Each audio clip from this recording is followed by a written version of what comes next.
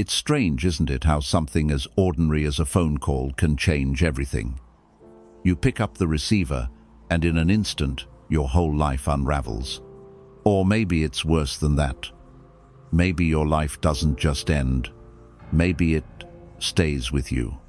This is the story of my last phone call. It started on an evening that didn't seem like it would be anything special. One of those long, grey November nights when the world feels like it's holding its breath. The sun had set hours earlier, though it never truly showed its face that day, hiding behind thick clouds that sagged low and heavy in the sky. By the time I got home from work, the streets were already deserted, except for a few stray leaves skittering across the cracked sidewalk and the occasional drunk stumbling out of a bar on the corner. There was a sharp, restless wind blowing through the city. It rattled the branches of the dead trees lining my street, howling between the buildings like something alive. It made my apartment's old windows shiver in their frames and seeped cold air through every crack. The heater groaned in protest when I switched it on, but it did little to warm the place. The apartment was always cold in the fall and winter months, no matter how high I turned the dial. The chill seemed to creep into my bones. I tossed my keys onto the counter and kicked off my shoes, letting the darkness of my little living room swallow me. The only light came from the dull glow of my phone screen as I collapsed onto the couch, scrolling through nothing in particular: emails I wouldn't answer, social media feeds full of people pretending to be happy, news articles screaming bad news I already knew. All the while, that feeling gnawed at me. It had started earlier that day at work, a kind of pressure in my chest, like a warning that I couldn't quite put into words. That sense you get sometimes, walking alone at night, when you just know someone's watching you. It had followed me home like a shadow. I kept telling myself it was nothing, but I couldn't shake it. And then the phone rang. Not my cell phone. No, it came from the old landline mounted on the wall. I had almost forgotten it was there. It was one of those ugly beige plastic things left behind by the previous tenant, with a tangled cord and buttons that stuck when you pressed them. I hadn't used it since I moved in, and to be honest, I wasn't even sure it worked anymore. I'd never paid for a line. Yet it rang. The sound was sharp, shrill, so loud it made me flinch. It echoed through the empty apartment, bouncing off the walls like a scream. For a moment I just stared at it. It didn't make sense. No one even had that number. I waited for it to stop, hoping it was some kind of glitch, some crossed wire somewhere in the building. But it kept ringing and ringing, until I couldn't take it anymore. I got up, crossed the room, and picked up the receiver. The plastic felt cold and slick against my palm, and for a second, I thought I heard my own heartbeat thundering through the line. I put it to my ear. Hello? At first, there was nothing, just silence, but not empty silence. I could hear something faint, almost imperceptible. Breathing. Slow. Heavy. Like whoever was on the other end was leaning into the phone, so close I could almost feel their breath on my face. I swallowed hard. My mouth had gone dry. "Who is this?" I asked, trying to sound firm, but my voice cracked halfway through the sentence. The silence stretched a beat longer. And then, a voice. Low, raspy, like it was being dragged up from somewhere deep underground. "I'm outside your door." The words were so quiet, I wasn't sure I'd heard them right. But then he said it again, this time louder. "I'm outside your door." The receiver slipped from my fingers before I even realized what I was doing. It clattered against the wall, swinging wildly on its cord. My heart hammered in my chest so hard it hurt.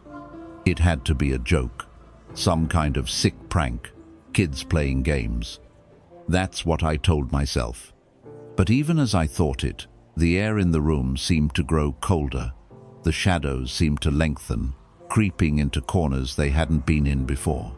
And then, the doorknob rattled. softly. Once, twice, then stopped. I stood frozen in the middle of my living room, staring at the door, too afraid to move. That was when I knew. This wasn't a joke. Someone was out there, and they knew exactly where I was. The phone was still swinging on its cord when I finally let myself breathe again, back and forth, its receiver knocking softly against the wall with each pass, like the slow rhythm of a pendulum. It made a faint creak each time it reached the end of its arc, and that tiny sound, so ordinary, somehow made my skin crawl worse than the voice itself. I couldn't take my eyes off it. That little beige hunk of plastic hanging there, waiting for me to pick it up again, as if nothing had happened, as if those words hadn't been whispered into my ear like a curse. "I'm outside your door." The words kept replaying in my mind, and the more I thought about them, the more wrong they felt. Not just because of what they meant, but because of how he'd said them. There was no threat in his tone. No laughter, no malice, no urgency. Just quiet certainty, like he was telling me something that had already happened. Like he was sure. I stood there, my hands still hovering in the air where they'd been when I dropped the phone, my knees locked, my breath coming in short, shallow gasps. I wanted to tell myself it was a prank, some random kid from the neighborhood screwing around. But I couldn't convince myself, because a kid would have laughed. A kid would have giggled or hung up after saying something like that. And a kid wouldn't have known how to make the doorknob rattle just seconds later. I realized my hand was trembling, so hard it felt like my fingers might just fall right off if I didn't grab hold of something. I clenched them into fists and forced myself to look away from the phone. The doorknob. I stared at it like it was a loaded gun pointed at me. I didn't move closer, but I couldn't seem to look anywhere else. The metal was still, but I couldn't shake the image of it jerking, just for a second, a soft, metallic clink, the suggestion of fingers gripping it from the other side. It had happened. I hadn't imagined it. Hadn't I? The wind outside howled louder now, pressing itself against the windows, making the whole room feel smaller somehow. Shadows pooled in the corners, deep and thick, as though the darkness was growing heavier with each second. And then, my cell phone buzzed. The sound made me jump so hard I almost fell. For a moment I couldn't even figure out what it was, couldn't even remember owning a cell phone. But then my pocket buzzed again, and I fumbled it out, my shaking fingers struggling to get a grip on the screen. I looked at it. Unknown number. My stomach dropped like a stone. The idea that it might be someone else, anyone else, didn't even occur to me. I knew. Somehow I knew. The same person who called on the landline. The same person who'd whispered through the receiver and rattled the doorknob. I could feel him through the phone already, like his voice was already crawling up through the speaker before I even picked up. I didn't want to answer, but I did. I always answer. It was automatic, almost reflexive, my thumb sliding across the screen, the phone rising to my ear, my lips parting. Hello? And then, nothing. Just silence. Not even the faint breathing I'd heard before. I stood there, clinging to the phone like it was the only thing keeping me tethered to the floor, feeling my own breath fog against the screen. And then, "I can see you." My chest tightened so fast it hurt. It wasn't just the words, it was the way they were said, the low rasp, quieter than a whisper but somehow louder than the storm outside, cutting through me like a knife. The voice wasn't coming from far away anymore. It felt close, too close. I stumbled back a step, away from the door, my eyes darting to the peephole. I didn't want to look through it, but I couldn't stop myself. I pressed one eye against the tiny glass circle, my hand still clutching the phone, the other pressed to the wall for balance. Nothing. Just the empty hallway.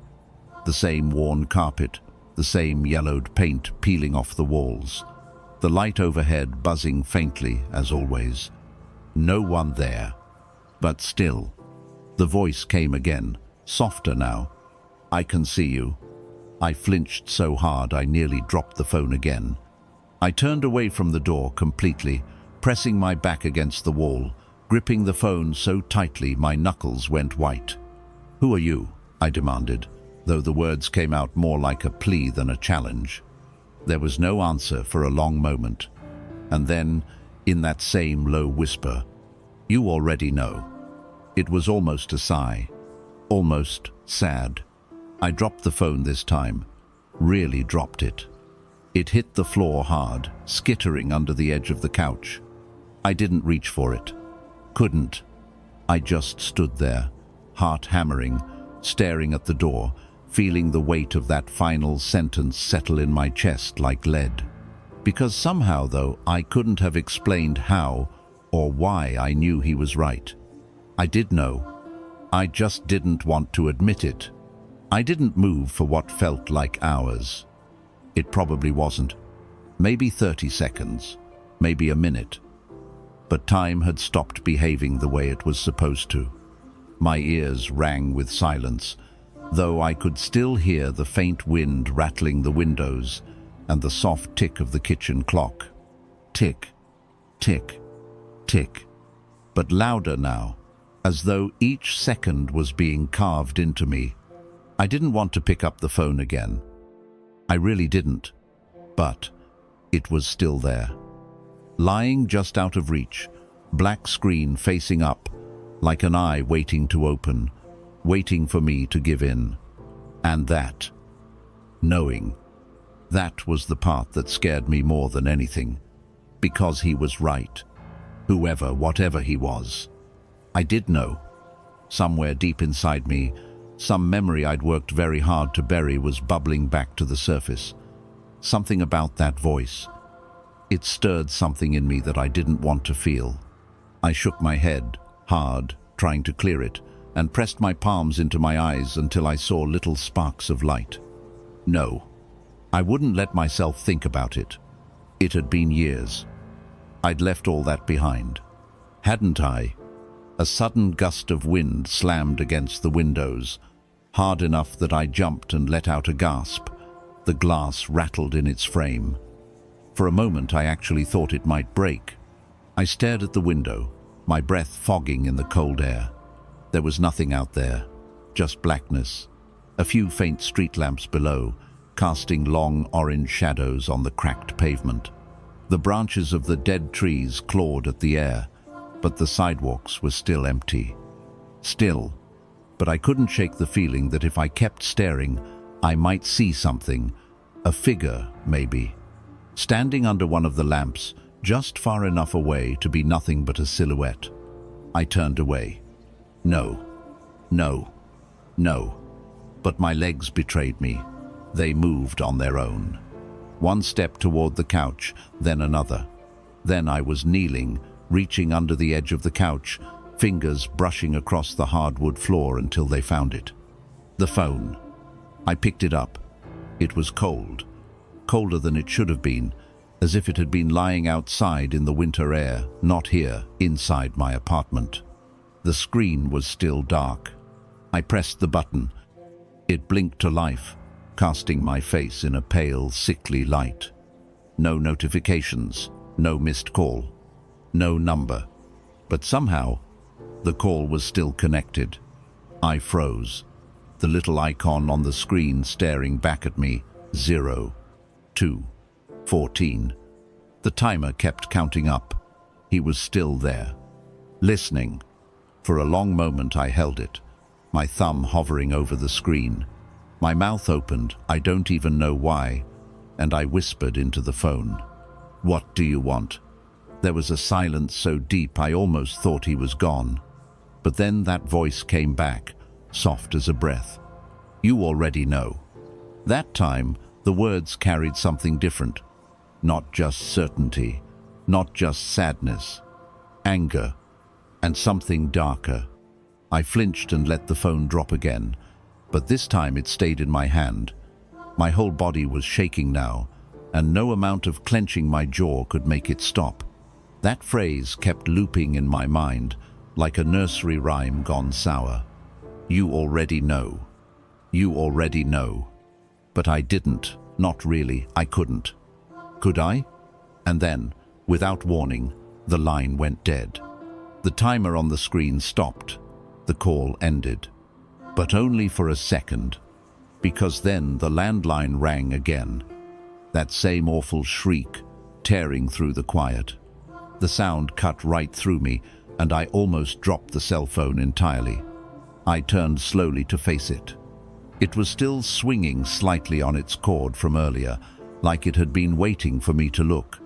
It rang, and rang, and rang. Each burst of sound louder than the last, until it was the only thing in the world. And I really knew this time I couldn't ignore it, because this wasn't going to stop. It never was. Not until I answered. The thought of touching it again filled me with something close to nausea, but my feet were already moving, step by step, like my body knew what my mind refused to admit. I reached for the receiver with a shaking hand. I didn't want to answer, but I did. I always answer. The plastic was so cold, it almost burned my skin. I pressed it to my ear. The line was silent, but not quite empty. There was something there, something breathing, slow, rhythmic, and then that voice, calmer now, but somehow more terrifying because of it. Why don't you just open the door? I didn't answer, couldn't. The words were stuck in my throat, thick and heavy and useless. I could only stand there, clutching the phone, staring at the door like it might grow teeth and swallow me whole. Why don't you just open the door? This time, it wasn't even a question. It was a suggestion, an inevitability. The line went dead again, but I stayed there, frozen, because something deep in me, something I didn't dare name, wanted to open the door and see what was waiting. I don't remember deciding to move. One moment I was rooted there, gripping the receiver so hard I thought it might snap in two, and then my legs started carrying me toward the door. It wasn't a conscious choice. At least, I don't think it was. It was like my body knew something my mind didn't, and the two of them had stopped bothering to communicate. Each step sounded too loud in the silence. The floorboards groaned under my feet, the wood cool and slightly tacky against my socks. The heater hissed weakly behind me, but the air was still so cold I could see my breath in faint little clouds. I thought of how strange that was, the heater on full blast, and still the apartment felt like a meat locker. And outside the window, the wind howled, like it was warning me, like it was trying, in its own wordless way, to say, "Don't do this. Don't go to the door." But I didn't stop. The closer I got, the worse the air smelled. It took me a second to recognize it, faint at first, but growing sharper with every step. Metallic, damp, like iron left out in the rain. Blood. That smell had never left me, not really, even after all these years. And yet, I still reached for the peephole, because I had to see. Because if I didn't, I'd go mad wondering. I pressed one eye against the tiny circle of glass, and my other hand braced against the door for balance. The wood was cold and rough under my fingers. The hallway looked just as it always did. The same ugly brown carpet that never quite hid the stains, though the landlord swore up and down it was professionally cleaned every year. The walls painted some shade of beige that could never decide if it wanted to be grey or yellow. The fluorescent bulb overhead buzzed faintly, bathing everything in that harsh, artificial light. Empty. The stretch of hall in both directions was completely empty. No one standing there. No one crouched by the threshold, waiting to pounce. Just the air, still and dead. But then, something moved, just at the edge of the frame. I wasn't sure what I saw, it was too fast. a dark shape sliding along the far wall, melting into the corner like spilled ink.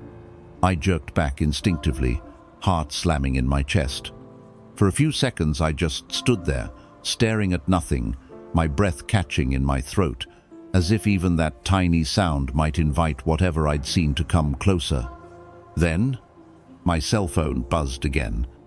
I flinched so hard my shoulder banged against the door. I fumbled the phone out of my pocket and stared at the screen, my thumb trembling over the answer button. Unknown number. Of course. The words blurred on the screen as my eyes watered. I couldn't tell if it was from fear or from how tightly I'd been holding my breath. I exhaled slowly, feeling my ribs creak like old wood. I didn't want to answer, but I did. I always answer. I pressed the phone to my ear. For a moment, there was nothing, just the faint crackle of the line. And then, softer this time, like he was standing just behind the door, "I can see you." I froze, my mind replaying the scene in the hallway. Empty. It had been empty. Hadn't it? My knees felt weak, like the weight of my own body might be too much to hold up. I pressed my back against the doorframe, trying to steady myself. The voice came again, so low I barely heard it. "You're even closer now." I squeezed my eyes shut, forcing myself to breathe, forcing myself to think. It wasn't possible. It didn't make sense. The door was locked. The hallway was empty. There was no way. And then the doorknob turned. It was so quiet I almost convinced myself I imagined it. But no. I heard the soft scrape of metal against metal, the faint click as the bolt strained against the lock. And then it stopped. I staggered away from the door, phone still pressed to my ear, my other hand clutching the wall for balance. My throat was dry and tight, my tongue heavy, but somehow I managed to whisper, "Who are you?" The silence stretched, long enough that I almost thought he wouldn't answer, long enough that I almost wished he wouldn't. And then, at last, "You already know." There it was again, those same words. Like a blade twisting deeper, I opened my mouth to say something, anything, but no sound came out, because he was right. And in that moment, I hated myself for it.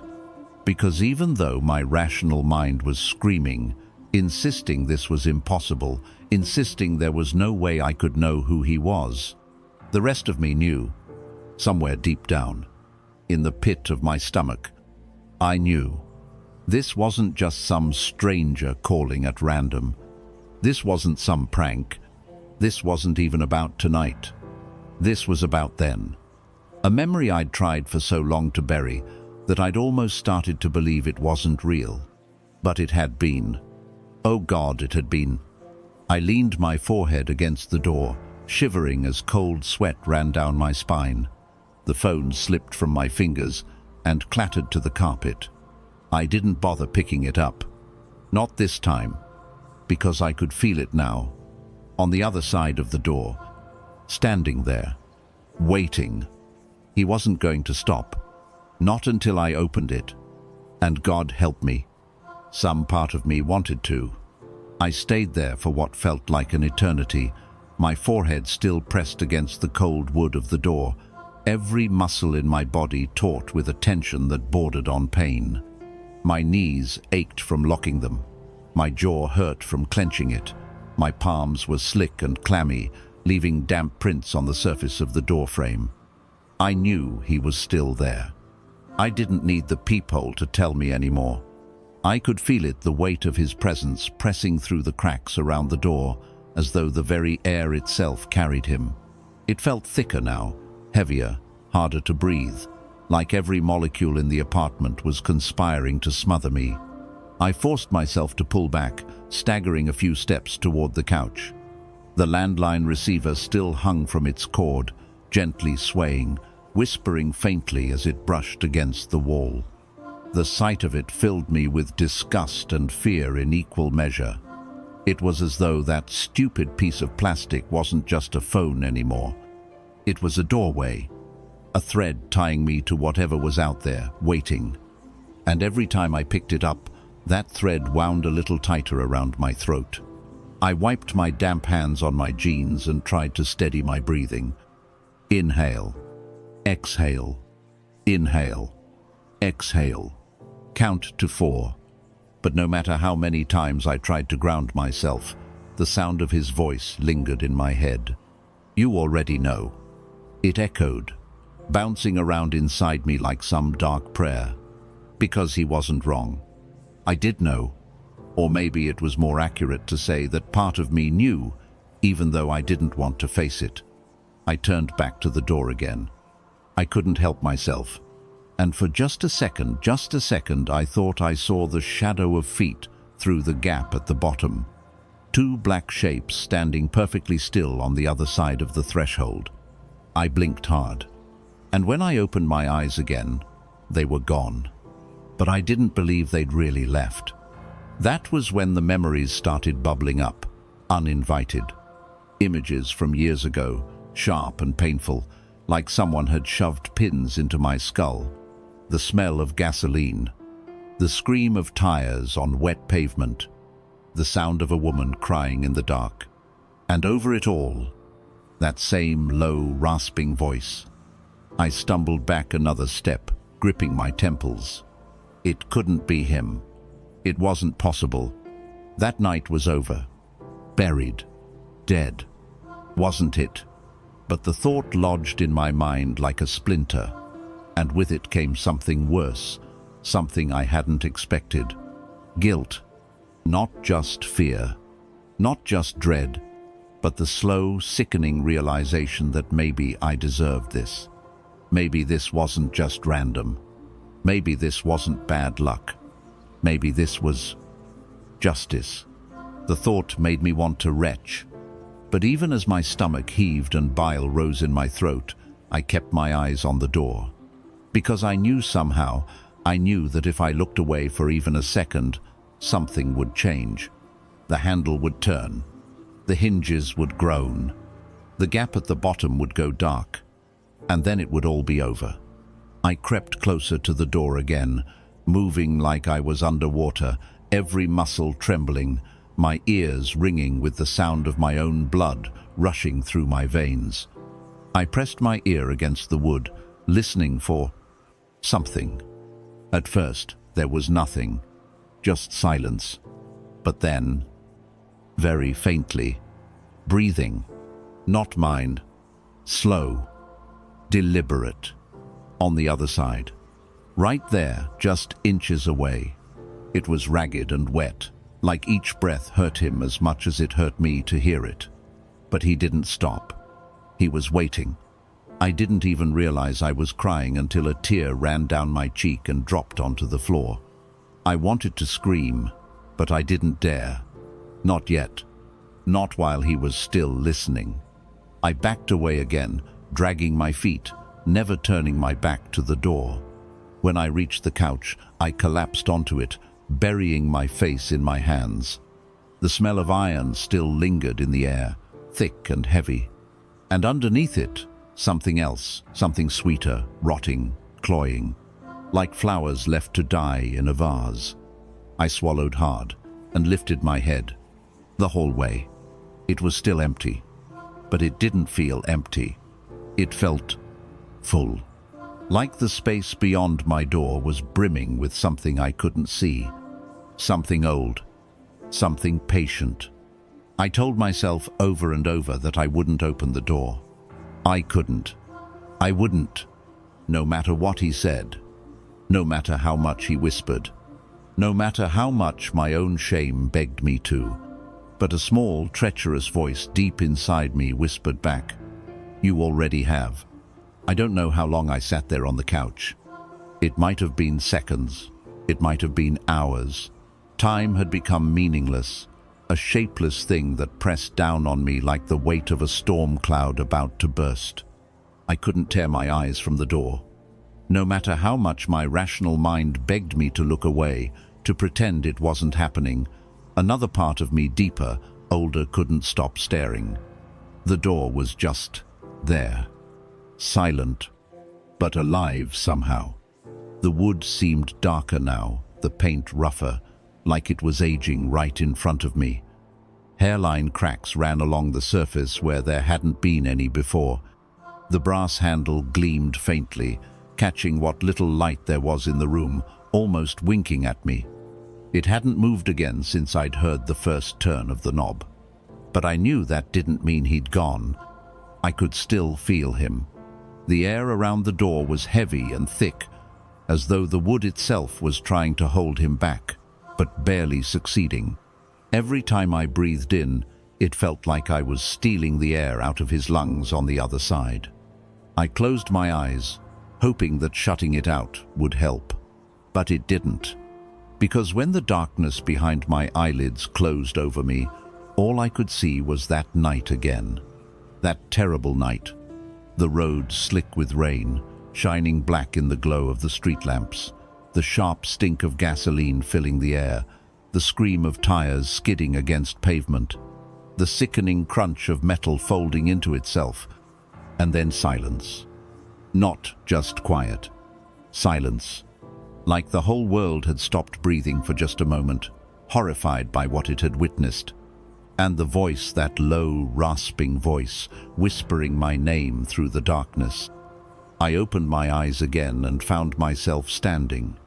I didn't remember standing up, but there I was, halfway across the room, as though some invisible hand had reached inside me and pulled me to my feet.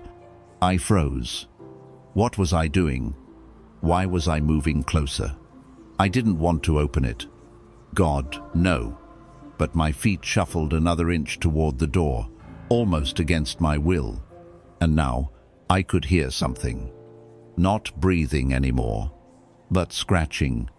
Soft at first, barely audible over the distant whine of the wind, but growing louder. A slow, deliberate scraping on the other side of the door. Like fingernails dragging down the wood, pausing just long enough between each pass to let me imagine what kind of hand they belonged to. I pressed both hands over my ears and squeezed my eyes shut again. But it didn't stop. I could still hear it. The sound vibrated through the floor, through the walls, through my bones. And somewhere deep inside me, a place I didn't even know existed until tonight, I felt something begin to crack. Maybe it was the part of me that still believed I deserved to be safe. Or maybe it was the part of me that still believed this was all just a nightmare, something I could wake up from. Whatever it was, it broke. And once it did, the guilt rushed in to fill the space it left behind. Because he was right. I already knew. I'd always known. I could still see her face, even now pale and twisted with terror, her hands clawing at the air as the car skidded, her scream swallowed by the roar of the crash. And after it was over, the silence, just like this one, it had never left me. Not really. Even though I'd tried to forget. Even though I'd pretended for years that I hadn't been the one behind the wheel, that I hadn't run, that I hadn't left her there in the rain, broken and bleeding, while I fled into the shadows and let the storm wash away my guilt. But storms never really wash anything away, do they? They just bury it, until it comes back. Until it stands outside your door in the middle of the night, breathing and waiting and whispering. I felt my hand reaching for the knob before I even realized what I was doing. The metal was freezing cold, burning my skin like dry ice. But I didn't pull back. I held it. And for just a moment, just one brief, horrifying moment, I thought about what it would feel like to turn it. What it would feel like to open the door and see him standing there. Or her. Or both of them.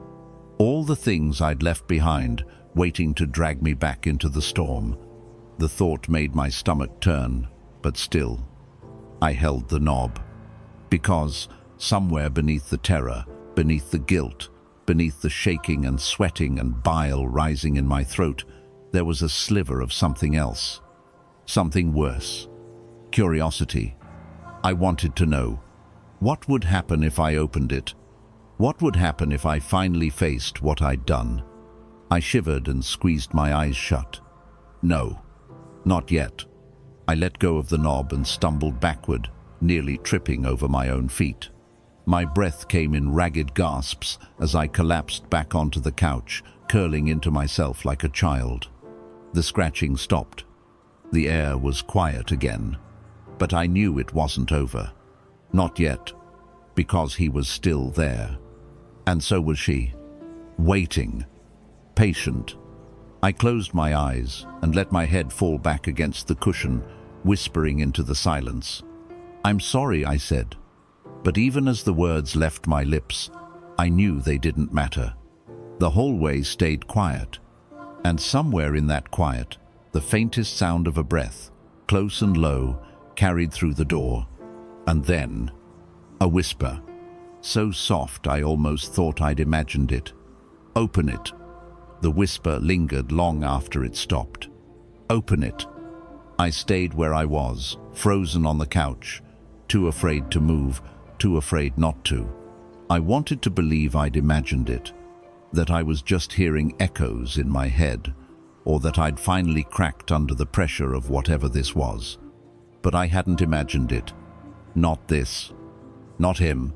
The air was still thick and cold, still heavy with that smell, metallic and sweet and rotting, all at once clinging to the back of my throat, no matter how many times I swallowed. For a few long, hollow minutes, there was nothing. No voice, no scratching, no breathing, just silence. But it wasn't the kind of silence you're supposed to feel safe in. It was a silence that hummed with something waiting, something alive. It was the silence you feel when a predator crouches just beyond your sightline. The kind of silence that says, "Not yet." My heart hadn't stopped hammering since the first call, but now it felt worse somehow.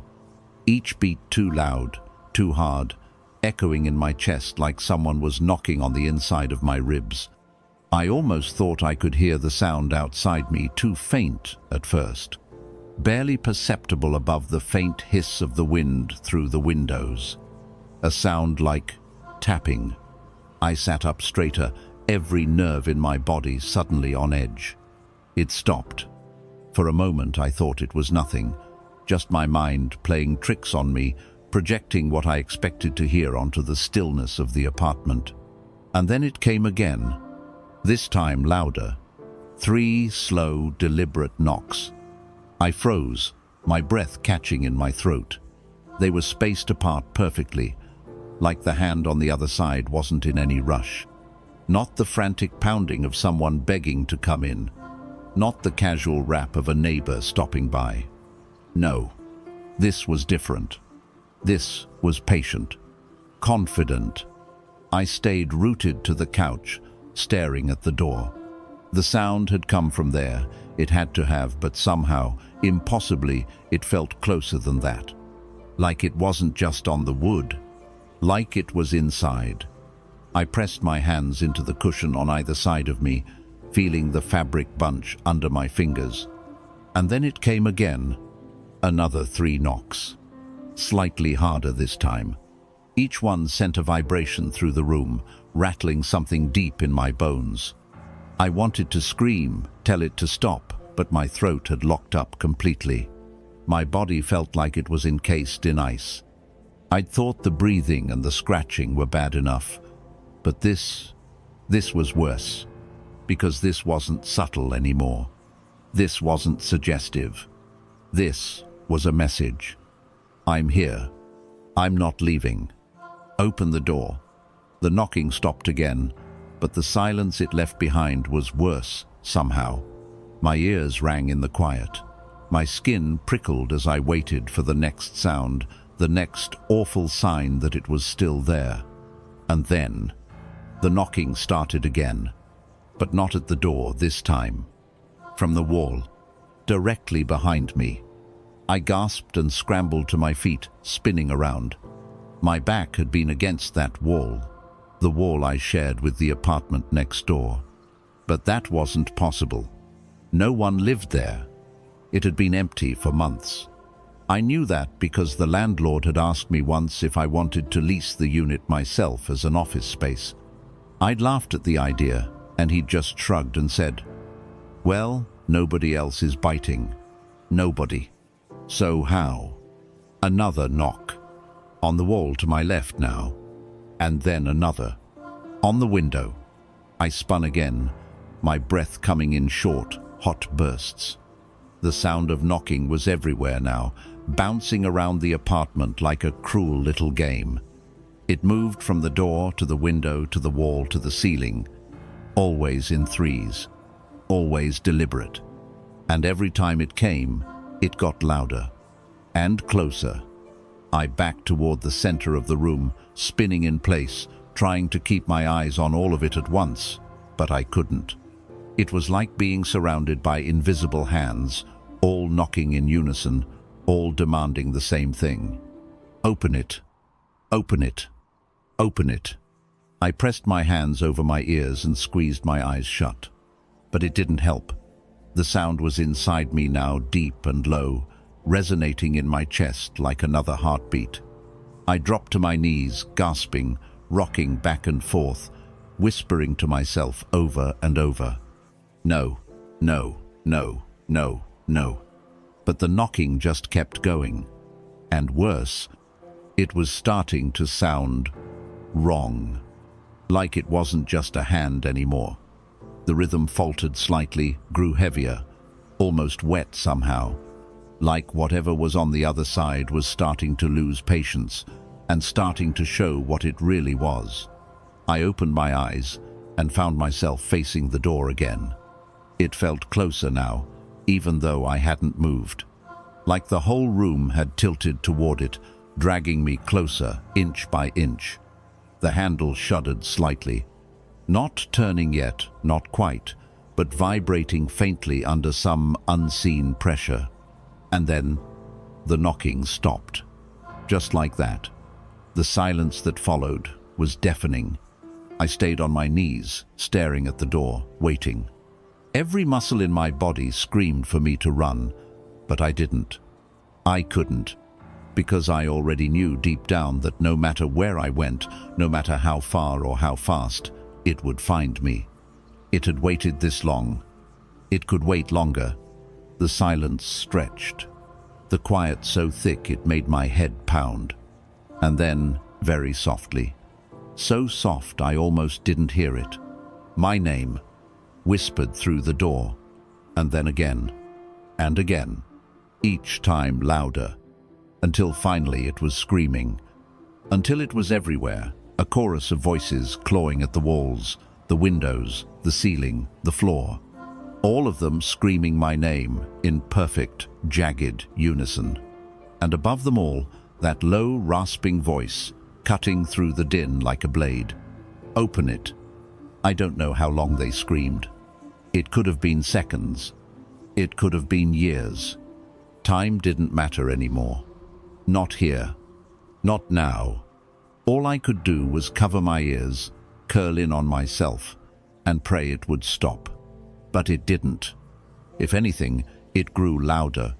The voices multiplied, overlapping and twisting into something inhuman, each syllable jagged and wrong, yet somehow perfectly clear. My name, over and over. Sometimes whispered, sometimes screamed, sometimes spoken in a voice that almost sounded like mine. I pressed my palms so hard against my ears it hurt, but it didn't help. The sound was inside me now, reverberating in my skull, rattling my teeth, sinking its claws into my mind. The knocking came back too, not just from the door anymore, from everywhere. It bled through the floorboards beneath my knees, through the ceiling above my head, through the walls on all sides. Every surface around me throbbed with it, like the apartment itself was alive and angry, and I was trapped in its heart. I forced my eyes open and screamed, "Stop!" For the first time since this began, the sound actually stopped. The voices fell silent all at once, cut off mid-word, leaving nothing behind but my own ragged breathing. Even the knocking ceased. The quiet was immediate, 2. Immediate. Like a switch had been flipped. I stayed frozen there, still kneeling, still shaking, waiting for something, anything to happen next. But nothing did. The apartment was still again.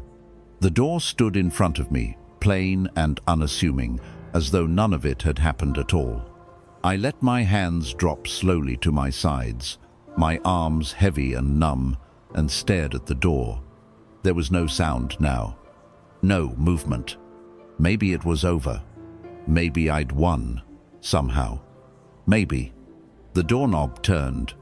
Not much, just a fraction of an inch, but enough to hear the faint click of the mechanism inside. Enough to see the polished brass glint in the dim light. Enough to make my stomach drop like a stone.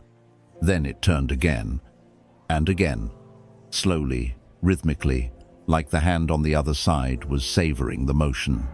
I stumbled backward and slammed into the wall, pressing myself against it, my chest heaving. "No," I said out loud, though my voice was barely more than a whisper. "Not yet, not yet, not yet." The handle stopped moving. For a moment, just one, I thought maybe it was listening. Maybe it would stop. Maybe it would leave me alone if I begged hard enough. But then the knocking started again. This time louder than ever. No longer soft or patient, this was furious now, relentless, a barrage of blows that rattled the hinges and sent flakes of paint drifting from the wood. Each strike felt like it landed inside me. I pressed my hands to the wall behind me, as though I could somehow sink through it, escape into the empty apartment next door. Anywhere but here. The door frame shuddered under the impact. The floor beneath my feet vibrated with each deafening knock. The chain lock jangled, the deadbolt groaned, and still the door held. But for how long? The knocking quickened, each beat closer and closer to the next, until it was no longer knocking at all, but one long, continuous roar of sound that filled the room, the building, the world. I clapped my hands over my ears again, squeezing my eyes shut as the scream of wood and metal and voices rose higher and higher, drowning out my own cries. And then, silence. The sound cut off so suddenly, it felt like the air had been sucked from the room. I froze, too afraid to breathe. Something had changed. The room felt smaller now. Or maybe it wasn't the room. Maybe it was me. I opened my eyes. The door was still there, but something was wrong. The light in the apartment was dimmer than before, as though a cloud had passed over the moon outside, though when I glanced at the window, I saw nothing but blackness beyond the glass. The door's surface was no longer smooth. It bulged in places, as though something was pressing against it from the other side. Like a pair of hands or a face straining against the wood, just enough to leave faint impressions before receding again. I pressed a hand to my mouth to stifle a sob, and then I heard it, a single, final knock. This one soft, gentle almost, followed by the voice, low, rasping, so close now it could have been on this side of the door. "Let me in.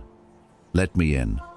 The words slithered through the wood and into my ear like smoke, curling down my spine and coiling in my chest. I backed away again, my heels catching on the corner of the rug, and I stumbled, falling hard onto my side. The floor was freezing, shockingly cold through the thin fabric of my shirt, but I barely noticed, because the door was breathing. I swear to God it was. The wood flexed outward and pulled inward in shallow, rhythmic pulses, as though it was no longer a door at all, but some terrible ribcage with something alive inside it. And with each breath it took, the air in the apartment grew colder, sharper, until I could see little plumes of my own breath rising toward the ceiling. I pushed myself backward, scraping against the floorboards, until my back hit the far wall. It was quiet again, almost eerily so, but the quiet didn't feel like mercy. It felt like watching, waiting, The door just stood there, swelling faintly with every impossible breath, its brass knob gleaming faintly in the dark, that faint bulge in the wood coming and going like something was testing its strength from inside. I shut my eyes tight, curled into myself, pressed my hands over my ears and prayed. Not to God. I hadn't done that in years. I don't even know who I was praying to, or what only, that I wanted it to stop. And then it did.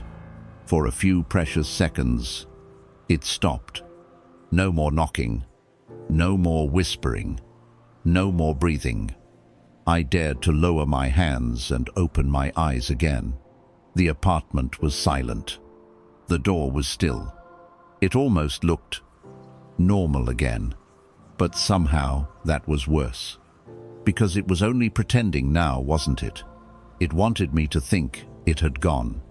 It wanted me to stand up, get close, reach for the knob. I stayed where I was, pressed against the far wall, knees drawn up to my chest, shaking so hard my teeth clicked. But in the quiet, a new sound began to seep in. Faint at first, barely audible over the blood rushing in my ears. A tap, soft, then another, and another. Not from the door this time, from the walls, the floor, the ceiling, everywhere at once. Not knocking anymore, tapping, faster and faster, like the sound of 100 tiny fingers drumming in unison. I looked up at the ceiling. The plaster was cracked now, hairline fractures spreading outward like veins. Little flecks of dust fell into my eyes, as the tapping above me grew louder, more frantic. Then I glanced at the wall to my left and froze, because it was moving. Not just bulging now, but crawling. The wallpaper stretched and sagged as faint impressions moved beneath it. Fingers, hands, palms pressing outward, thousands of them, clawing and sliding and pushing, as though an entire crowd was trapped in there, trying to claw their way through. I scrambled to my feet, my back still pressed to the opposite wall, my eyes darting wildly from the door to the ceiling to the crawling wall. My head was spinning, my vision doubled. Every instinct screamed at me to run, but there was nowhere to go. And through it all, the voice returned. Not whispering this time, not calm, but snarling now. Low, predatory. Open it. The door groaned. The chain lock stretched taut, the deadbolt twisting halfway before stopping. The wood splintered faintly in the center, as something heavy struck it from the other side. Open it. I pressed my hands over my ears again and squeezed my eyes shut, but that didn't help anymore. The voice was inside my head now. Louder. Open it. I screamed back. No, no, no. But the chorus of voices just grew louder, drowning me out, the entire apartment shaking now under the weight of their demand. Open it, open it, open it. The floor cracked beneath me. The walls buckled. The ceiling sagged. And then, silence. I froze. The voices were gone. The tapping stopped. The air was still again. I stood there in the quiet, waiting for the next sound. But nothing came. Nothing. Until the phone rang. Not my cell phone. Not this time. But the landline. That ugly beige receiver, still hanging from its cord on the wall, began to ring. Shrill. Piercing. Relentless. I stared at it, my chest heaving, my fingers twitching at my sides. And as I stared, the door behind me let out one final quiet breath, like it was smiling. The phone kept ringing, and I knew somehow I already knew what would happen next. The ringing cut through me like a knife, not because it was loud, though it was, not because it was shrill, though it was, but because of what it meant. It meant this wasn't over, not yet, maybe not ever. I stood there, frozen in the center of the apartment, staring at the phone on the wall like it was some kind of animal waiting to strike. The receiver swung slightly at the end of its cord, the bass rattling faintly each time it rang, like the sound itself was shaking it apart. The first call had been terrifying. The first call had unsettled me, left me reeling. But this one felt worse. Not just a warning anymore, a summons. I told myself I wouldn't answer it. Not this time. I'd already made that mistake once. But each ring drilled deeper into me, burrowing into the base of my skull, rattling my teeth. It wasn't just a sound anymore, it was a command. Ring, ring, ring. My knees felt weak. My chest ached from the way my heart was hammering against my ribs.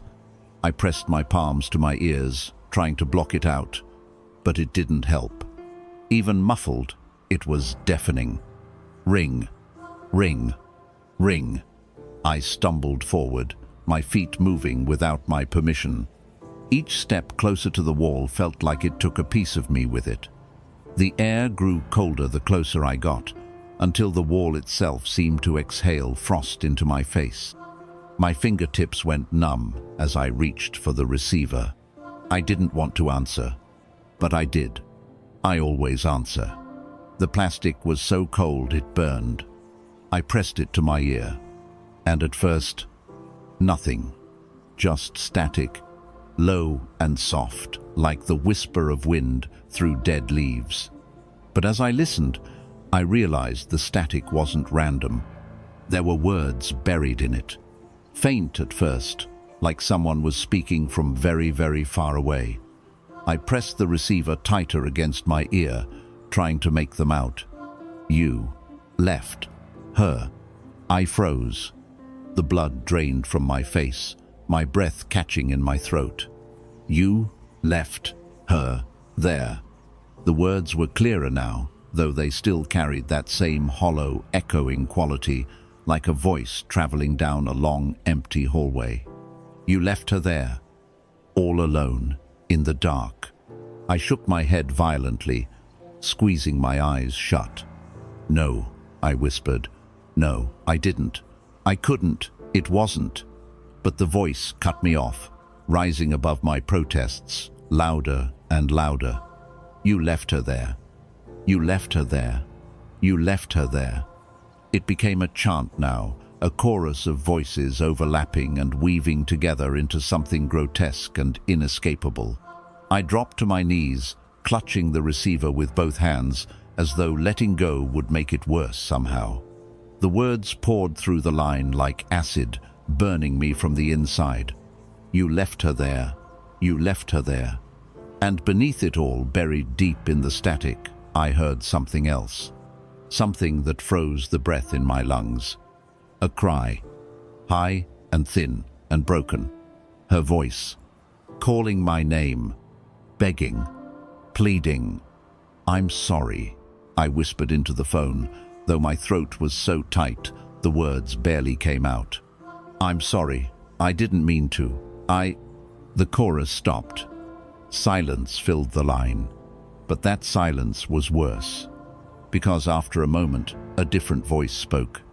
Not hers, not the chorus, the same low, rasping voice that had whispered through the door before. Closer now, right in my ear. Why don't you just open the door? I let out a choked sob and yanked the receiver away from my ear, staring at it like it had bitten me. The phone line hissed faintly, but no words came now. Just that question hanging in the air. Why don't you just open the door? I dropped the receiver. It clattered against the wall and swung wildly, the sound of its impact loud in the dead quiet of the apartment. I stayed kneeling on the floor, staring at nothing, my hands shaking so badly they barely felt like my own anymore. The door was quiet now, but it didn't feel like it was gone. It felt like it was waiting, patient as ever. I buried my face in my hands, gasping for breath, trying to hold myself together, but something inside me was starting to splinter. The guilt, the memory of that night, the sound of her voice begging me not to leave, the crash, the silence afterward. And now, this. Maybe they were right. Maybe I deserved this. Maybe this was all I'd ever deserved. The phone swung gently, bumping against the wall again and again, as though trying to catch my attention. But I didn't look up. Not yet. Because deep down, I knew it wasn't really about the phone anymore. It was about the door. And sooner or later, I was going to open it. I stayed there on the floor for what felt like hours. The receiver swung lazily from its cord, bumping against the wall every few seconds with a soft, hollow thud. Thud. Thud. Thud. That sound, it was unbearable, but I couldn't make myself move. I just sat there, my hands still covering my face, my breath coming in ragged, shallow bursts. Every muscle in my body ached, but none of that pain compared to the weight in my chest. That guilt, that memory, that voice, her voice. It still rang in my head, crystal clear now, not through the phone anymore, but inside me, calling my name the way she had that night, crying, begging me to help her, and then going quiet. I'd never been able to shake that silence. Not all these years. It had followed me like a shadow, lurking just behind me in every quiet room, every dream. I thought, maybe if I ignored it long enough, it would go away. That someday I'd forget. That someday I'd forgive myself. But now I knew better. Some things you don't walk away from. The receiver bumped against the wall again. Thud. Thud. Thud. I lowered my hands and stared at it, still swinging. The line was still live. I could hear it faintly now, the low hiss of static, and something else buried in it. Breathing. Not just one set of lungs this time, but many. All breathing in unison, slow and heavy, like some vast thing lying in wait just beyond the veil. I should have hung up. I should have ended it. I should have stood up, cut the cord from the wall, smashed the receiver into pieces. But instead, I reached for it. My fingers brushed the plastic. It was colder now than before, slick and damp, like it had been lying in the snow. I lifted it to my ear. The static was louder now, but it wasn't random.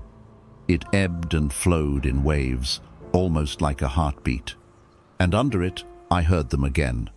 The voices, dozens of them, hundreds, all whispering at once. My name, over and over, some pleading, some mocking, some furious. My name. I clenched my eyes shut and pressed the receiver tighter to my ear, even though every part of me screamed to let go. And then one voice cut through them all. Hers. Why didn't you come back? It was barely more than a whisper. Fragile. Heartbroken. I shook my head violently, the tears streaming down my cheeks hot against my freezing skin. I'm sorry, I said. I'm so sorry. I couldn't. Her voice rose. You left me. The words hit me like a punch to the gut. I doubled over, clutching the phone like it was the only thing keeping me upright. I know, I sobbed. I know.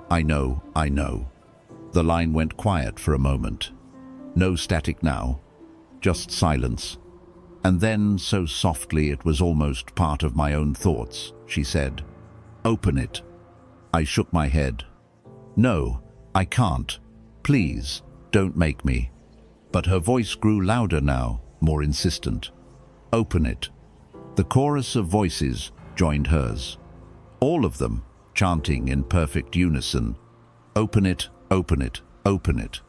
The receiver grew heavier in my hand, the plastic groaning faintly as though it might crack under its own weight. And then the door groaned. I spun toward it, still clutching the phone, my eyes wide. The brass knob was turning again slowly this time. And this time, the deadbolt slid back, all on its own. The chain lock rattled and dropped loose, dangling uselessly. I backed away from the wall, my chest heaving. The voices on the phone rose to a crescendo, screaming now, filling the room, the walls, the floor, the air itself. "Open it." I dropped the receiver. It swung violently on its cord, sparking faintly at the base as it struck the wall again and again. The door groaned once more, and then it creaked open. Just a sliver, an inch, but enough for cold black air to spill into the apartment. I stood frozen, staring at the gap, unable to look away. Something moved beyond it. A shape, a shadow, fingers curling around the edge of the door, nails scraping faintly against the wood. And through the widening gap, that rasping voice came again, low and quiet, but closer now than it had ever been. "I told you." The door opened another inch. "I'm already here." The gap in the door widened another fraction of an inch, and I felt the temperature in the apartment plummet. My breath misted in front of me, curling and twisting into strange shapes before fading away. The smell of iron was so strong now, it made me gag sharp and metallic, like fresh blood pooling on a cold floor. And yet, I couldn't look away. I couldn't even blink. That hand, the one curling around the edge of the doorframe, it was wrong. At first glance, it looked human fingers, knuckles, skin. But the longer I stared, the more I realized something was off. The proportions, the way the fingers bent, just a little too far at the joints. The way the nails seemed to sink into the wood, leaving faint black gouges as they slid lower. And then there was the color. Not quite gray, not quite black. Like ash and shadow, swirling just under the surface of the skin, as though the shape was still deciding what it wanted to be. The voice came again, low and rasping, but this time it carried something new. Laughter. "You thought you could leave me." I shook my head violently, backing away toward the couch, but my feet felt heavy, like they were sinking into the floor with every step. "No," I whispered. "I didn't mean to. You chose to." The hand tightened on the doorframe, and a second one appeared below it. Both of them began pulling, inch by inch, opening the door wider. The blackness beyond the doorframe was impenetrable, not just dark, but empty, a void. And yet, I could see her, somehow, standing just beyond the threshold. Her shape wavered and rippled in the gloom, like a reflection on water. Her hair hung in wet clumps around her face, her eyes wide and empty, her mouth a gaping black wound as she called my name. Her voice was quiet now, quiet but clear. "You left me." I collapsed against the couch, my knees finally giving out. The cushions swallowed me as I sank into them, my hands clawing uselessly at the fabric. "No," I sobbed. I didn't know I couldn't. The voices rose all around me now, from the walls, the ceiling, the floor, the swinging receiver still clattering against the wall. "You left me. You left me, you left me." The door creaked open another inch, and the shadow behind it stepped closer. I could see more of her now, her skin pale and slick with rain, her dress torn and clinging to her, dark with something that glistened in the faint light. Her eyes met mine, and she smiled, a brittle, jagged thing that split her face. And behind her, something else waited, something bigger. Shapes moved in the darkness, vast and many-limbed, crawling and sliding across the blackness, their movements slow and deliberate, patient. They didn't rush. They didn't need to, because I was already theirs. The door groaned louder now, and the chains that had fallen uselessly to the side began to sway as though in a wind that wasn't there. I pressed my hands to my ears, shutting my eyes as tight as I could, but it didn't matter anymore.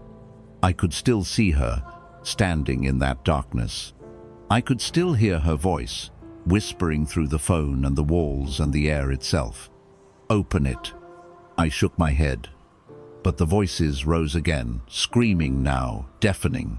"Open it." The door slammed wide, and they poured through. The sound when the door hit the wall was deafening, It didn't slam like an ordinary door, it cracked through the room like a thunderclap, sharp and splitting. And then came the wind. Cold and thick and black, it poured through the doorway like a living thing. It wasn't air, not really. It was heavier than air. It was full of whispers and cries and soft, hollow laughter. I tried to scream, but nothing came out. My voice died somewhere in my chest, and I could only watch as the darkness flooded into the apartment, curling around my feet, spilling up the walls, swallowing the meager light in the bulbs overhead. Her figure stood in the center of it all. She was clearer now, no longer just a shape in the shadows. She was here. Her hair hung limp and wet, stuck to her face in clumps. Her eyes glowed faintly, two pale points of light in the dark. Her mouth stretched too wide in a smile. I didn't recognize, not her smile, not the one I remembered. Her dress was torn, streaked with filth and blood, clinging to her thin frame. And yet she was still beautiful in a way that broke my heart. She stepped forward. Her bare feet didn't make a sound on the floor. The darkness clung to her like a veil, rising and falling with her movements, whispering secrets I couldn't quite hear. She stopped, just short of me, tilting her head slightly as she looked down at me where I lay on the floor. Her eyes caught mine, and for a second, just 1 second, I thought I saw her. The way she used to be, the way she'd looked the last time she'd smiled at me, before the crash, before the rain, before I'd left her there on the side of the road.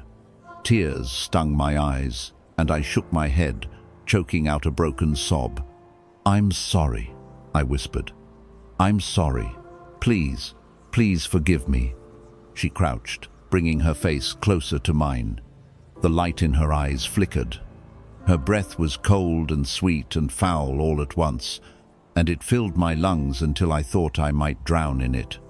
Her lips moved, and her voice slipped into my ear, low and soft and full of something that was almost pity. "You already opened it." I blinked, and the world changed. Suddenly I wasn't in my apartment anymore. The walls were gone. The floor was gone. I was standing somehow in the middle of the road again. That road. That night. The rain was falling in sheets, drenching me to the bone in seconds. The wind howled, carrying with it the faint smell of gasoline and burnt rubber. And there she was, lying in the road, just like before. Her body twisted, her hair plastered to her face, her hands reaching out toward me. Her lips moved, but no sound came out. I stumbled backward, my feet sliding in the slick pavement, my hands clutching at empty air. "No," I whispered, "not again, I can't." But there she was, and she wasn't alone anymore. They were there too, all of them. Figures I didn't recognize, but somehow knew. Shapes moving in the storm, crawling and lurching, their limbs too long, their faces hidden behind curtains of hair and shadow. Their mouths opened in unison, but no words came out, only the sound of the knocking. That relentless knocking. It echoed through the rain, through the darkness, through my skull. I clapped my hands over my ears and screamed, but it didn't stop. It only got louder. Until it was everything. Everything I was. And then, silence. I opened my eyes. I was back in the apartment, on the floor, the door still open, the darkness still waiting just beyond the threshold, and she was standing in the doorway, watching me. Her mouth moved again, but this time I heard the words clearly. "Now it's your turn." Her hand reached out toward me, her fingers curling in a way that left no question about what she wanted. She didn't need to say it again. I already knew. I reached up slowly, painfully, and took her hand. The darkness surged forward, wrapping around me, pulling me toward the doorway. And as the blackness swallowed me whole, the last thing I heard was the sound of the phone ringing. Again, and again, and again, calling for someone else now. Her fingers were ice against mine, and yet somehow they burned. As soon as her hand closed around mine, it was like she had taken everything out of me, my breath, my will, even my thoughts. I couldn't look away, even though every part of me screamed to pull back, to shut the door, to run. Her eyes held me there.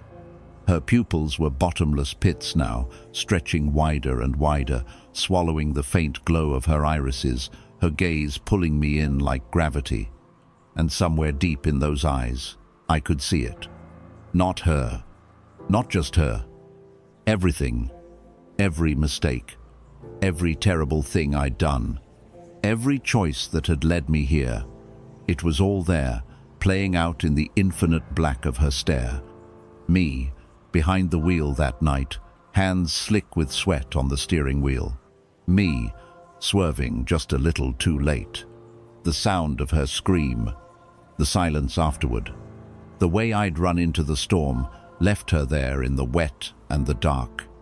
And behind her in the darkness that stretched beyond the door were others. I hadn't noticed them before, but now they stepped closer. Shapes. Some wore faces I recognized. Some didn't. All of them wrong somehow, their outlines bending and twisting like smoke, their mouths stretched wide in silent screams, their hands reaching out to me.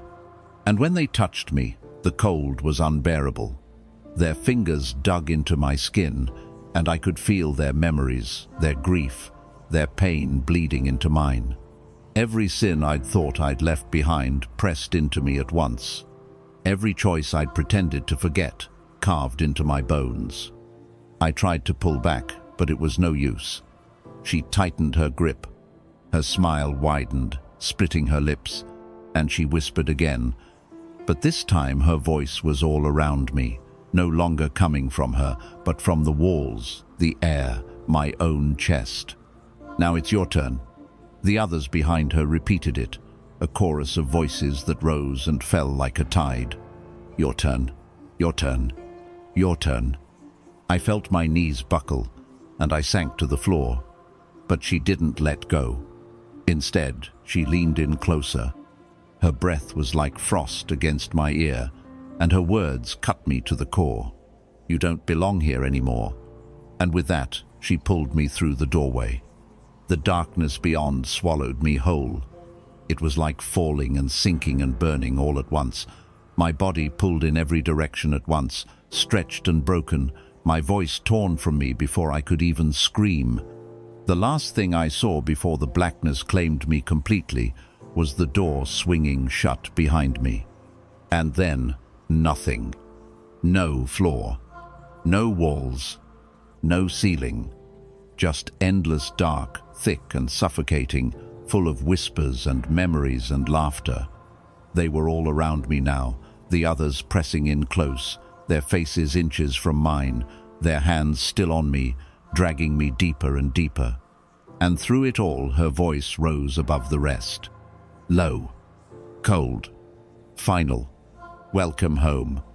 And then the phone rang again, that same shrill, hollow tone cutting through the void, ringing and ringing, calling for someone else. The darkness didn't end. It wasn't just a place, it was alive. It moved around me, through me, filling every inch of me with its weight. It wasn't cold anymore, or hot, or even wet or dry. It was everything. I couldn't tell if I was falling or standing still. The ground, if there even was ground, felt soft and shifting beneath my feet, like wet ash. Every step I took sank deeper than the last, and still there was no bottom. Only more darkness, more whispers. I stumbled forward, or maybe backward. It didn't matter. The voices surrounded me now, so many that they became one deafening roar, impossible to tell where one ended and the next began. They hissed my name. They laughed it. They wept it. 1,000 tones, 1,000 inflections, all of them somehow familiar and foreign at once. I clutched my ears, pressed my palms to my skull, but the sound didn't stop. It was inside me now. And then the shadows began to take shape. At first they only hinted at form, a A shoulder here, a hand there, the glint of teeth catching the faintest suggestion of light. But as they moved closer, they became clearer. Faces, eyes, mouths that gaped wide but never closed again, full of blackness. Fingers that stretched into claws, long and thin, and too many to count. They swirled around me, circling tighter and tighter, a spiral of bodies and voices. And at the center of them all, her. She stepped out of the wall of shadows and stood before me, exactly as she had looked when I left her on that road. Her skin glistened with rain. Her lips were blue. Her arms hung limp at her sides. But her eyes, those empty, glowing eyes, locked on mine and wouldn't let go. She smiled at me, slow and cruel and sad all at once. And in that smile I saw what was coming. Not just for me, for everyone. I fell to my knees, my legs too weak to hold me anymore. The ground swallowed my shins, then my thighs, pulling me down inch by inch. The figures around me stopped, circling, and leaned in. I could feel their breath now dry and hot on my face, smelling of dust and old earth. Their fingers brushed my shoulders, my back, my arms, testing me, claiming me. I wanted to scream, but my voice was gone. She had taken that too. Her own hand reached down and touched my cheek, ice against my skin. "You opened it," she said.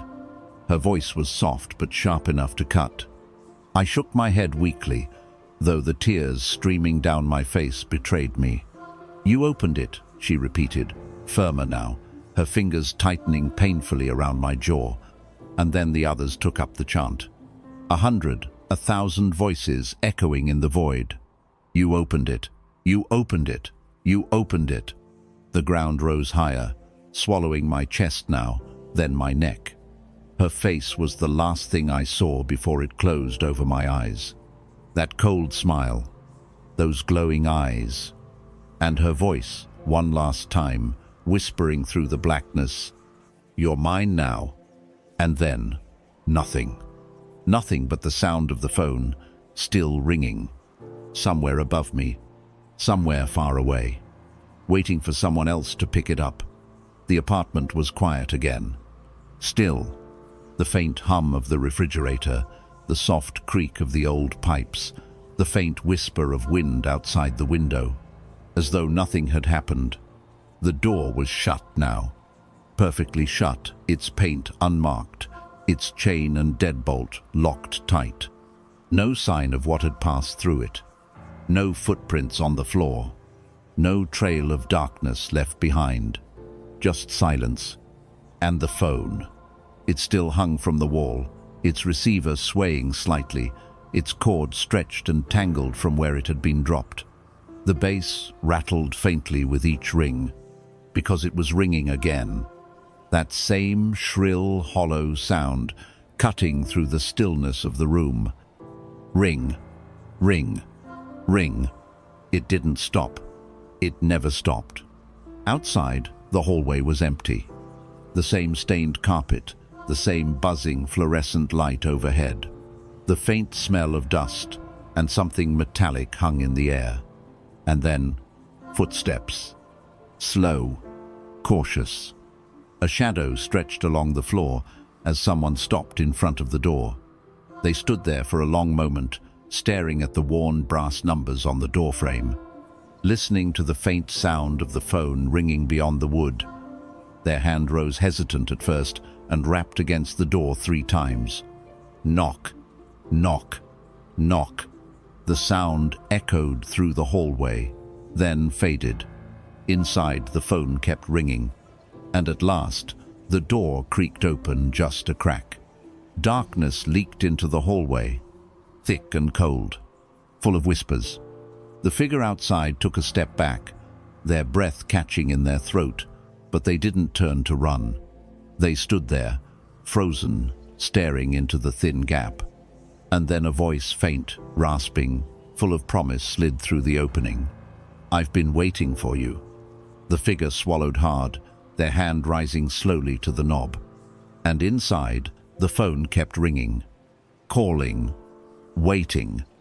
The figure stood there, their fingers hovering just above the cold brass knob, as though the metal itself exuded something repulsive. They glanced down at their hand, saw that it was trembling just slightly, and tried to steady it, curling their fingers into a fist. The sound of the phone rang out again from beyond the door. Closer now, somehow louder, and clearer. It wasn't just a ring anymore. It was a voice underneath, buried in the sound, calling their name.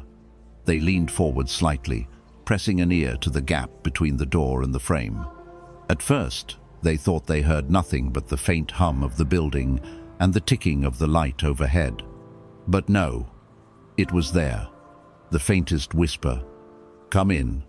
Their heart pounded, and a bead of sweat slid down the side of their temple, catching in the corner of their mouth.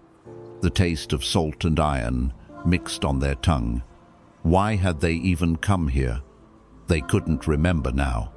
Just a faint, insistent feeling like they'd been drawn here, like they'd heard that phone ringing long before they arrived. In dreams, in silence, calling. Another knock rattled softly through the wood, though they hadn't touched it.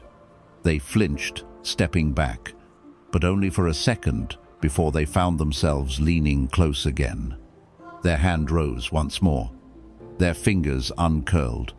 They wrapped around the knob. It was colder than they expected, so cold it almost burned. And it moved, just a little, a faint, eager twist under their palm, as though someone or something was already turning it from the other side. The visitor froze. A whisper slipped through the crack again. "You've already said yes." The sound sent a shiver up their spine, and their knees weakened slightly. They gripped the knob tighter, unsure if they were pulling back or leaning in. The hallway behind them was quiet now, too quiet, as though the whole building was holding its breath, waiting to see what they would do. Even the air had changed. Thicker now, heavier, carrying that faint scent of rain on asphalt and something coppery underneath. The visitors swallowed and pushed the door a fraction of an inch. The gap widened slightly, and the darkness inside shifted, not retreating, but spilling out, curling around their legs like black smoke. It clung to their shoes, seeping into the seams of their clothes. And the phone kept ringing. Steady, relentless, insistent. They stepped forward just half a foot and leaned closer to the gap.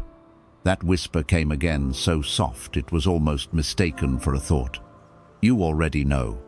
Their breath caught in their throat, and the knob turned another quarter inch in their hand, this time without them even trying, almost inviting them in. The knob turned further, smooth now, effortless, as though their resistance had never mattered. The visitor's breath quickened, fogging faintly in the cold air seeping through the widening gap. They leaned closer, squinting into the blackness on the other side, trying to see what waited beyond, but it was no use. Whatever was there refused to take form, shifting just out of sight, like watching ink swirl in water. And yet, it felt close.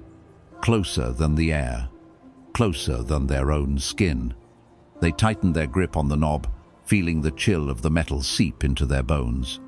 It was hard to tell now where their hand ended, and the door began, as though the two were merging.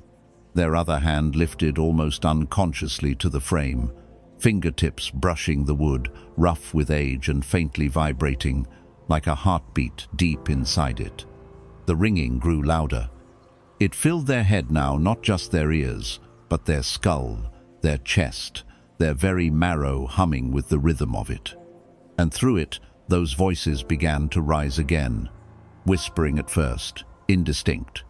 But with every passing second, more of them became clear. Some of the voices were angry, some mournful, some almost playful, but all of them were calling the same thing. Their name, over and over and over. They shut their eyes tight, pressing their lips together to keep from saying something out loud. But even in the darkness behind their eyelids, they could see it. The faint glow, the shifting shapes, the long pale hand stretched toward them from inside the gap. And then they felt it touch them, just a fingertip, on their wrist. Feather-light but ice-cold. Their knees buckled slightly at the sensation, their lungs tightening as if the air itself had been sucked from the room. And then the voice, no longer a whisper, but a clear, sharp rasp cut through everything else. "You're already mine." The words struck like a blade, sharp and final. Yet somehow they didn't resist. Not this time. Instead, their fingers curled tighter around the knob, and they pushed. The door opened another inch.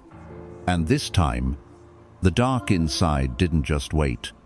It reached out. It poured through the widening gap, crawling up the walls, slithering along the ceiling, spilling onto the floor like black water. It wrapped around their ankles, climbed up their calves, coiling tighter and tighter, each strand pulsing faintly like veins of lightless fire. And still the phone rang, and still the voices chanted, and still the pale hand reached for them through the darkness, palm open now, waiting. The visitor's chest rose and fell, ragged, their eyes darting between the phone and the gap, the shadows and the hand. They opened their mouth finally, and the faintest word escaped, barely more than a breath. Yes. The darkness surged at the sound, lurching forward with new hunger, wrapping around their waist, pulling them toward the threshold. Their shoes dragged faintly against the carpet as the hand took hold of theirs and tightened. The visitor gasped as the chill shot through their body, but they didn't pull away.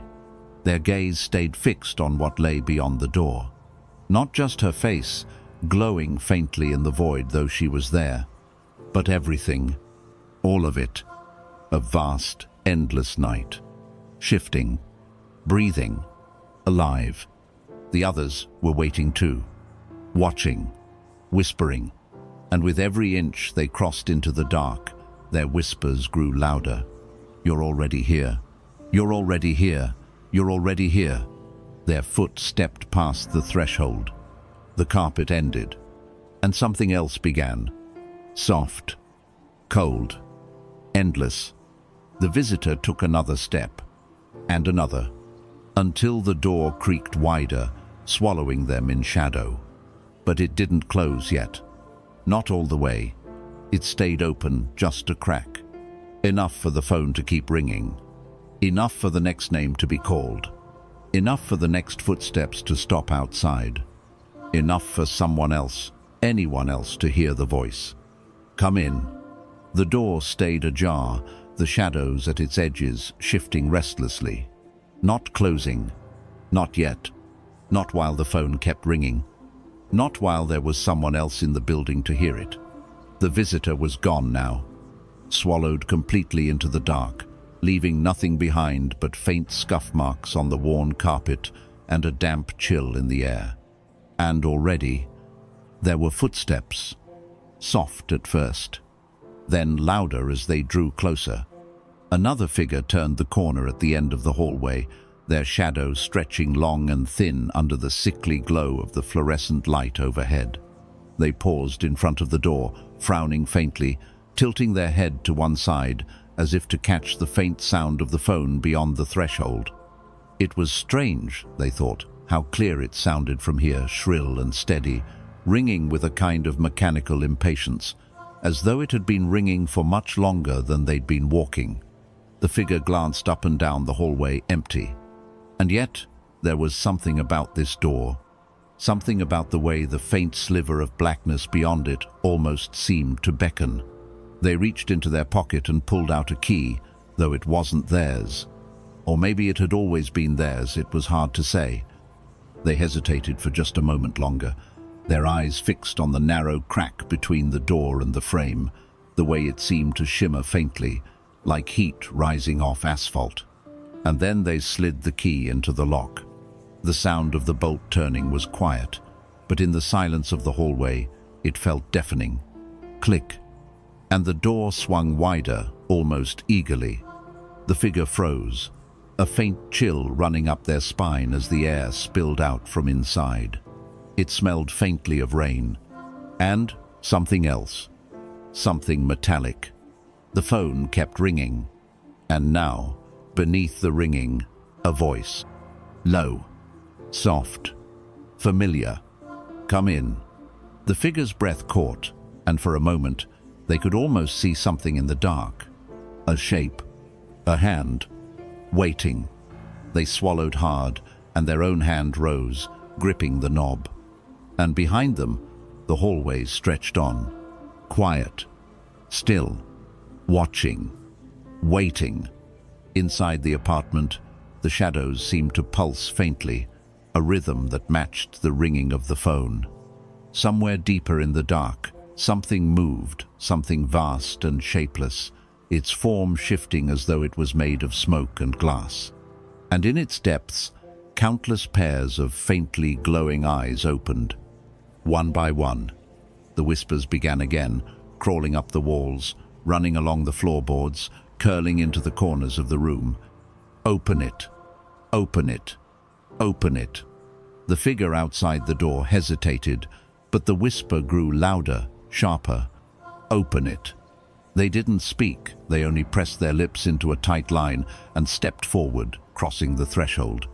The door creaked wider and wider, and the dark welcomed them in, curling around their ankles, wrapping up their legs, pulling them forward, step by step. Inside, the shadows shifted again, and the countless faint eyes blinked, watching, waiting for the next one, because the phone never stopped ringing, and the door never truly closed. The door groaned softly as it opened wider for the next one. The visitor, the newest one, stepped forward slowly, 1 foot inside the room now, the shadows curling eagerly up their ankle like a dog greeting its master. They hesitated on the threshold. Their hand lingered on the knob. Their eyes darted around the room, catching glimpses of nothing they could name, anyway but feeling the weight of something vast and patient pressing down from the corners. The phone rang again, louder now that they were closer.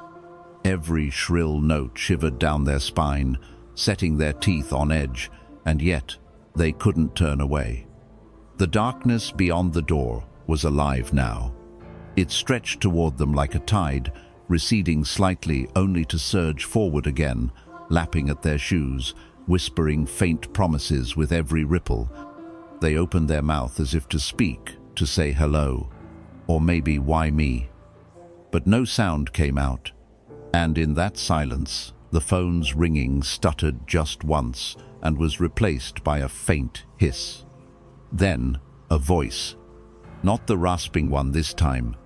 Not yet, but softer, familiar, like someone they'd once known. I've been waiting.